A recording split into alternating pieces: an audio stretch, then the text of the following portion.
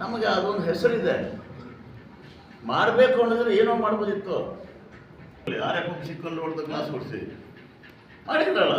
ಅಮಾಯಕರನ್ನು ನಾನು ನಮ್ಮ ಹೋರಾಟದಲ್ಲಿ ಎಲ್ಲೂ ದುರುಪಯೋಗ ಮಾಡಿಕೊಂಡು ಆಗ ರೀತಿಯಲ್ಲಿ ಜಾಗ್ರತೆ ವಹಿಸಿದ್ದೇವೆ ಮತ್ತು ನಮ್ಮ ಹೋರಾಟ ಇದೆ. ಇದು ಒಂದು ವಿಚಾರ. ಎರಡನೇದು, ಯಾವುದೇ ಪಕ್ಷ ಇದೆ ಅಂತೇಳಿ ನಮ್ಮ ಹೋರಾಟಗಳನ್ನು ಅತಿಲಾಂಜಲಿಗೊಳಿಸಿ ಸಾಧ್ಯನೇ ಇಲ್ಲ. ನಮ್ಮ ಪಕ್ಷ ಇದ್ದಾಗ ನಾವು ಹೆಚ್ಚಿನ ಹೋರಾಟಗಳನ್ನು ಮಾಡ್ತೇವೆ. ಯಾಕಂದ್ರೆ ಆ ಪಕ್ಷದ ನಮ್ಗೆ ಜವಾಬ್ದಾರಿ ಇದೆ, ಜವಾಬ್ದಾರಿ ನಮ್ಮನ್ನು ಗೌರವಿಸ್ತದೆ.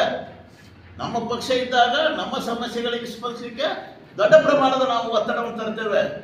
ನೀವು ಉದಾಹರಣೆ ಕೊಟ್ಟೇ ಅಲ್ಲ, ಕಳೆದ ಸಾರಿ 2017 ಸಿದ್ದರಾಮಯ್ಯ ಅವರು ಮುಖ್ಯಮಂತ್ರಿ ಇದ್ದಾಗ ಜನರ ಬಗ್ಗೆ ಇರುವಂಥ ಕಳಕಳಿ, ನಮ್ಮ ಕಾಂಗ್ರೆಸ್ ಪಕ್ಷಕ್ಕೆ ಪ್ರಶ್ನೆ ಕೇಳಲಿಕ್ಕೆ ಹೆಚ್ಚಿನ ಅಧಿಕಾರ ಇದೆ.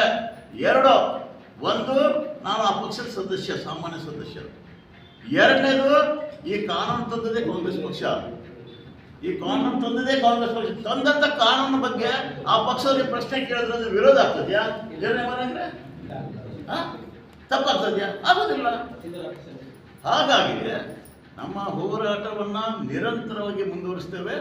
ಕೊನೆಯ ಒಬ್ಬ ಅರಣ್ಯ ಅತಿಕ್ರಮಣದಾರಿಗೂ ನಮ್ಮ ಕೈಲಾಗುವಂಥ ಸಹಾಯ ಮಾಡ್ತೇವೆ. ಆ ದಿಶೆಯಲ್ಲಿ ಇನ್ನೂ ಪರಿಣಾಮಕಾರಿಯಾಗಬೇಕಂತ ಒಂದು ಟಾಸ್ಕ್ ಫೋರ್ಸನ್ನು ಮಾಡ್ತಾ ಇದ್ದೇವೆ, ಕಾವಲು ಪಡೆ ಅಂತ. ಎಸ್.